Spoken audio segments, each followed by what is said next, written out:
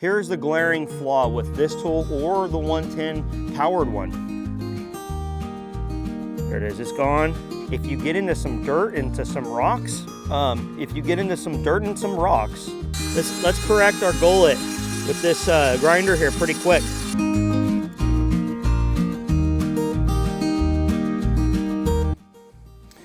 Okay, Woodsman here.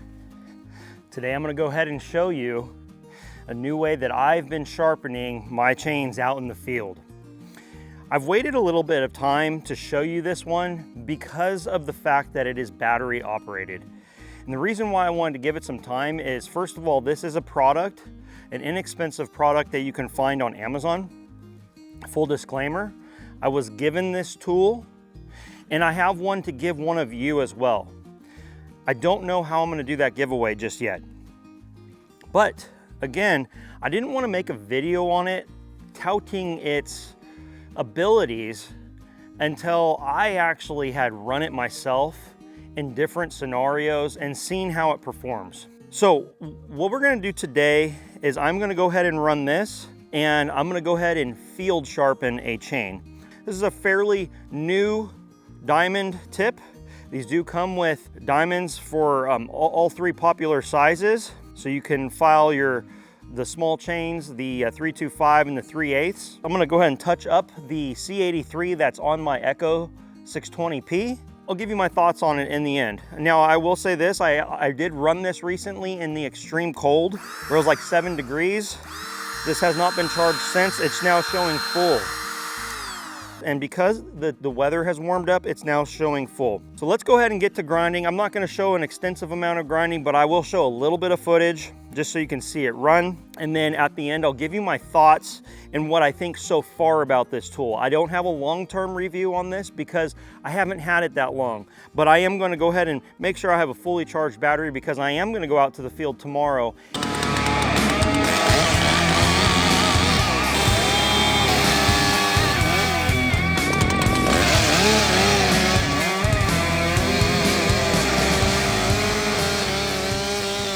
And I likely will need to touch up my chains. And this is how I'm gonna do it. Okay, so I'm gonna go ahead and put my stump vise in here. There's numerous ways you can use these. I normally drive these in with a full-size axe, but because I'm not in the field today technically, I just brought a little hatchet out here to drive this in. Good, nice and tight.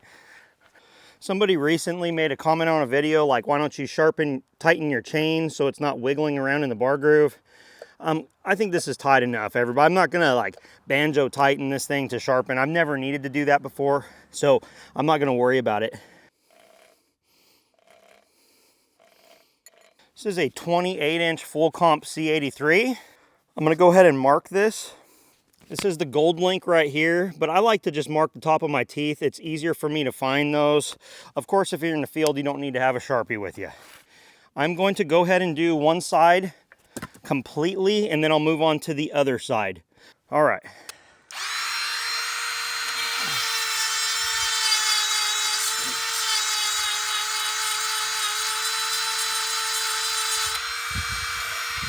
This is on full speed.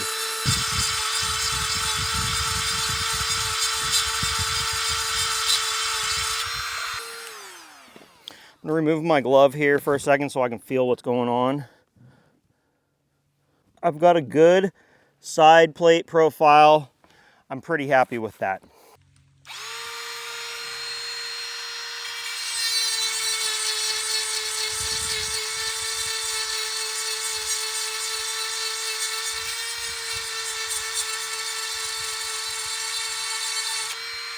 There's a burr on here.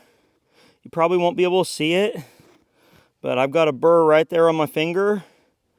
I feel like it's a little bit slower than the 110.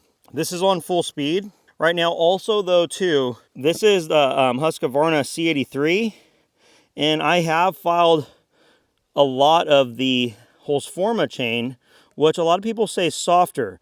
So that also may be impacting the speed at which this is grinding at. What I can say, yeah, those burrs come off, no problem. What I can say is that the bit is holding up well. I have officially completely worn out one of these diamond bits, and what happened, if you've been following, is the bit kind of got bare on one side, and I kept using it because it still worked. And then ultimately it created an entire ring around the whole thing. What I like about these diamond ones is that I don't think they change much in the diameter of the grinder. So that's cool. All right, on to the next one.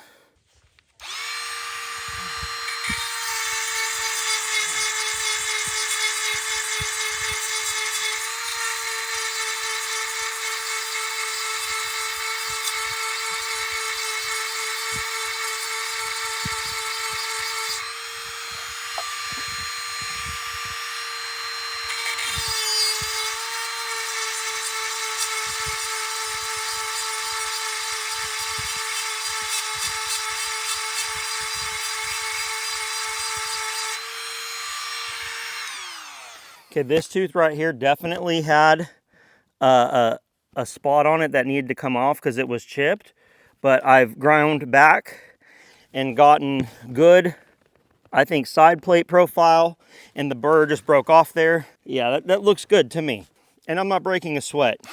This tooth right here had a chip on the corner. There's a burr on here. I'm gonna go ahead and try to capture me breaking this off. Okay. The burr maybe, I don't know, the burr might be maybe a little bit, a little thick, I don't know. Weigh in on that. That could just be my technique. Could be the grinder, I don't know. But anyway, I've removed the material past that dulled edge. And there's also a burr here on the side, everybody, as well. The burr comes off when I'm cutting. I've checked it. What happens is I put it in some wood. All of a sudden the teeth look all beautifully clean. But this is very sharp right in here, okay? Yeah. There might be an argument, like if you're super proficient with hand filing and you have good files and you just are real good at it, you might be able to get done faster. I don't know. I don't know about that. I know that for me, this is going to be a help. Here's another one. I've got to take it back to about here. I'm going to have to take it back to about here, right about there, because it's got this corner's knocked off. In my opinion, if you're cutting dirty firewood and you're going to have to be filing numerous times, this is sure the way to go.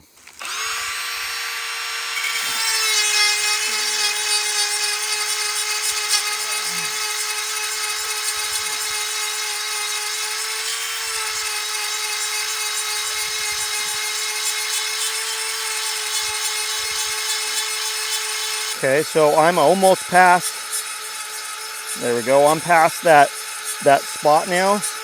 There we go, so I have a burr. I'll go ahead and take my screwdriver here and I will just break that off for you.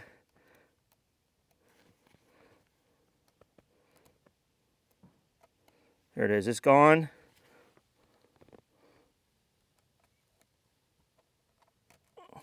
Again, these side plate burrs are gone as soon as I get it into wood. I have a nicely sharp tooth, cat claw like sharpness, easily, without much effort. It's easy on my hands, easy on my wrists, easy on my fingers. Let's keep going. This one needs it too. It needs to come back pretty far.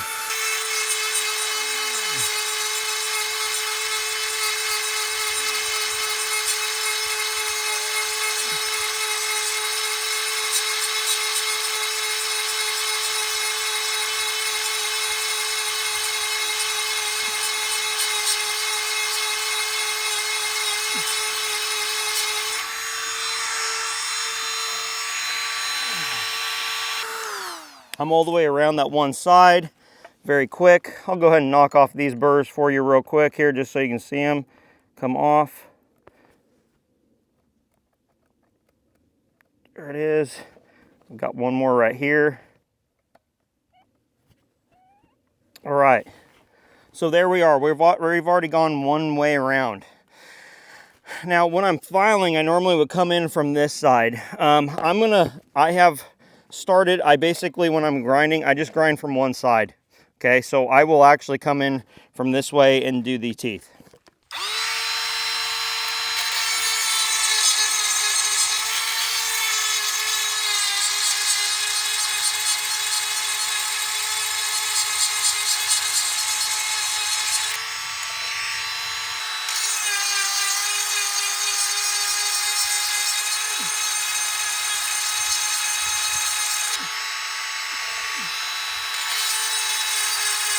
This one's really dull.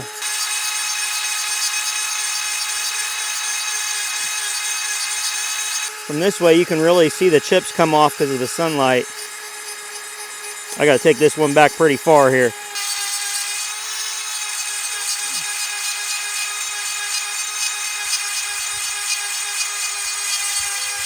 Here we go.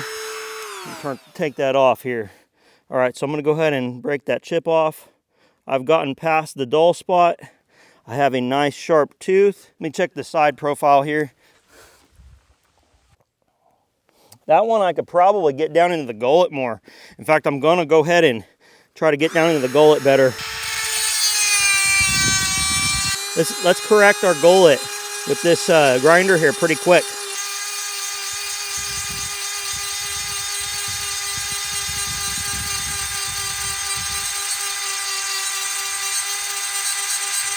All right, let's see how that looks now that I've gotten down into my gullet more. I've gotten into my gullet more, so that's good. I have a suspicion that all these need to have that happen.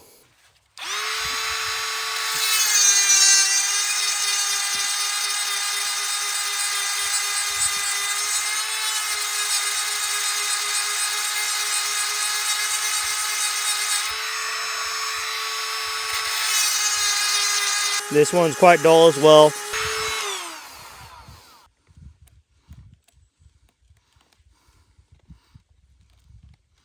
Okay, I've got down into my gullet.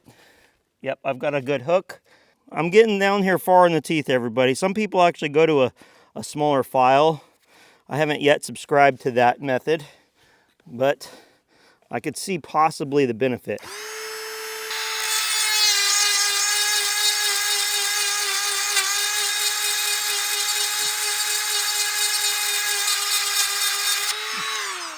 These grinders really have one big negative.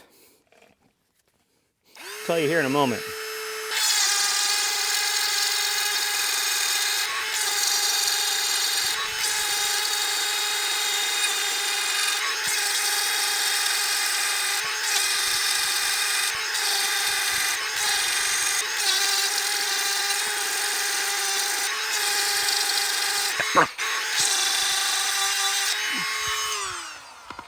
All right, we are fully around on our chain.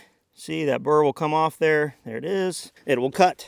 Okay, time to share what my opinion is about this machine and the other. I mentioned that these things have one big drawback. I'll tell you that here in a moment. Does this operate? Let's see here. Let me see what battery I have right. I just did my full 28-inch bar here.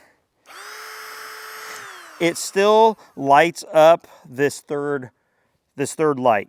Okay, so this thing has battery to sharpen a few chains. I have never run this all the way flat out because what I do is I throw it on the charger after I've used it, and I see, because I want to be ready to go the next time. The Easy Do sharpener here, I like both of them.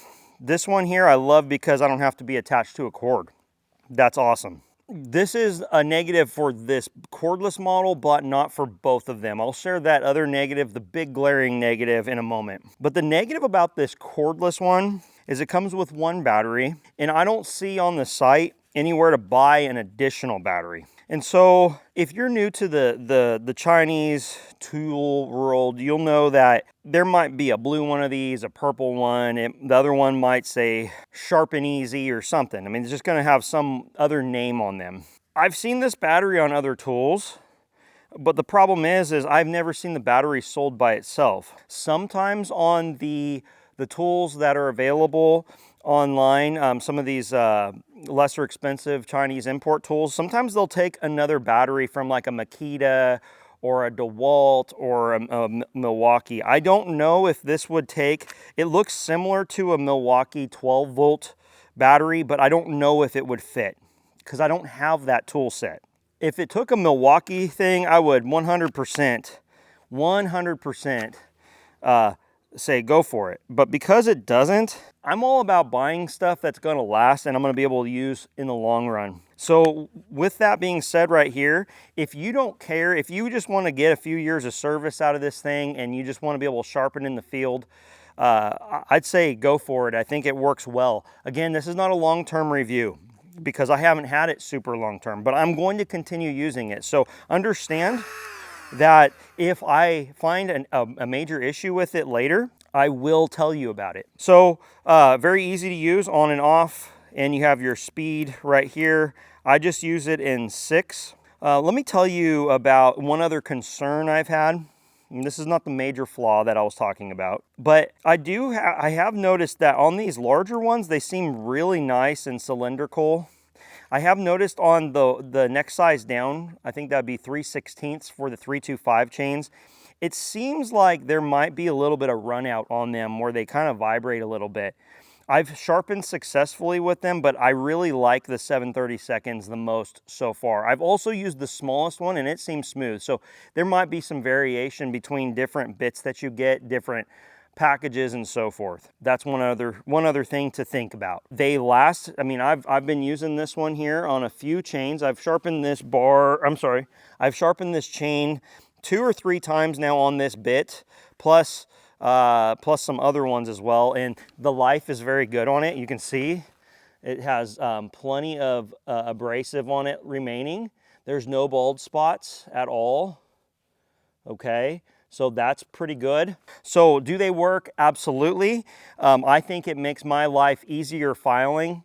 I'm still kind of getting into my routine. I like Chris's in the wood yard. He has like this clamp he basically mounts to like a 2x6 or something, and he can stand at the tailgate of his truck. I think that would be optimal. I really do. Or a log that you can straddle from both ways. You know, if you drive a vise into it, that would work well as well. I will have links in the description to this grinder on Amazon and the corded one, along with the extra bits. If you know you're gonna have 110 power, I would buy the plug-in one. It's got replaceable brushes. I like it quite a bit. It spins at a faster RPM. When the light was shining on this C83, when the sun was shining through it, I could actually see how much material this was removing. There's metal glitter everywhere. Some people might say that they could file faster. That might be the case if you have a brand new file and you're super proficient and you have all of the movements down and you've been doing it for 30 years and that's the way you want to do it. That's what I would do if that's what you want. But in terms of making life easier, and if you're a person that just wants to file the chain, get it sharp again so you can get back cutting, I think this is a great option. I also am not a big fan of swapping chains out, and the reason why is I used to do that. I used to have a grinder, one of those Harbor Freight grinders. I would go ahead and just grind all my chains, and that was nice because I could sharpen them off of the saw. What I found though is I had to keep on top of it, right? And also, in my opinion, it's hard to set the raker height on those. So you might sharpen a whole bunch of chains and then you've got to go back and you might forget to set the rakers or whatever, right? And so I found that was not my favorite solution. This here, it allows you to keep the same chain on the same bar throughout the day. You can touch it up. I find that I keep my chains sharper more often because it's not a big deal to sharpen with. You sharpen out in the field more often. It's better for your saws, better for you. And who likes cutting with a dull chain? I mean, it's no fun. I think so many people hate cutting with a chainsaw because they don't run sharp chains. They have that brand new chain out of the box and everything's going good, and then it gets dull and then they keep pushing on it, right? That's no good. This helps you with that. Here's the glaring flaw with this tool or the 110 powered one. If you cannot file, if you do not get the concept of filing in the right angles, this is not going to help you. It comes with an angle guide, but you must have a full understanding of how the profile on a tooth works. You must understand the hook. You must understand getting the gullet out before something like this is going to benefit you, because really this just removes material more quickly. But if your angles are off, your angles are off, whether you file or not. I find that I can fine tune this easier because I can watch that burr coming off the tooth. I can also look at as I'm grinding in the top plate, I can kind of see if it's even, if I'm like this. So I find that it's very easy, because to me, it's easy to go back and forth with this and keep the angle from varying, but I can also make small adjustments to correct my angle. So in that way, I think it's easier. But again, if you do not take the time and make the effort to learn how to sharpen a chain with a file, or get the understanding of what it needs to look like when it's done, this is just going to emphasize your lack of sharpening ability. Now, if you do know how to file and you get tired of buying files because they seem like they go dull quickly, they're not cheap, everybody. You know, sometimes you can get them for $3 a piece. Sometimes they're like $6 a piece. And to me, the files just simply don't last very long. They will still file, but you find that you're pushing on them harder. And when I do that, I find that my fingers and my wrists get fatigued.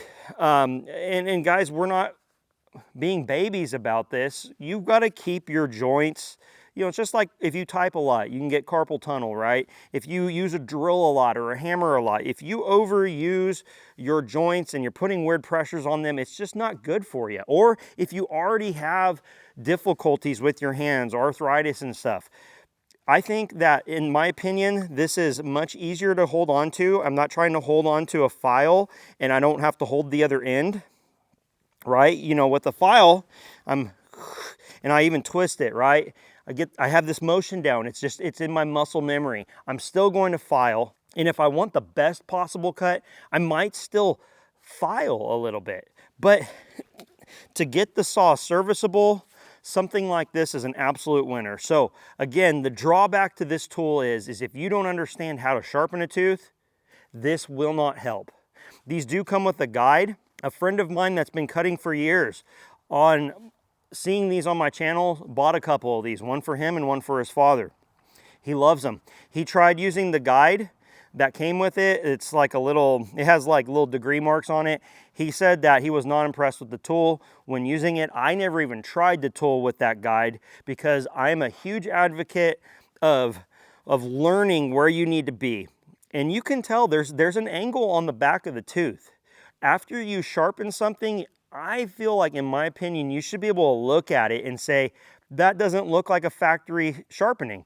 If you are taking a tooth and you have it at like a 45-degree angle, that's not what it looked like out of the box, everybody. If you find that, you know, your tooth is curved on the top plate, that's not what it looked like out of the box. So this is just something where, you know, this assists you in getting the job done quickly. If you get into some dirt, into some rocks, this gets you up and serviceable quickly. You can start cutting again and it will cut great. Remember to always use your raker gauge. Everybody, again, links in the description.